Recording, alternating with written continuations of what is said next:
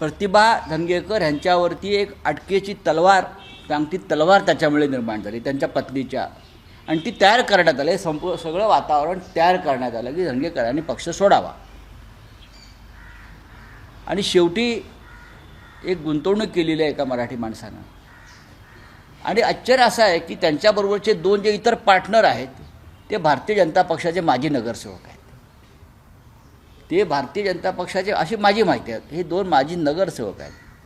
त्याच्यामध्ये एक मनसेच्या माजी नगरसेवकाची पत्नीसुद्धा आहे या व्यवहारात पार्टनर.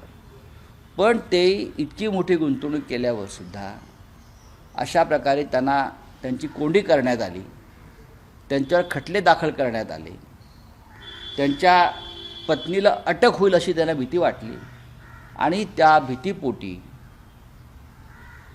विकास कामं रखडली आहेत. या सबबीखाली आमचे प्रिय रवींद्र धंगेकर हे शिंदे गटास प्यारे झाले. तुम्ही म्हणताय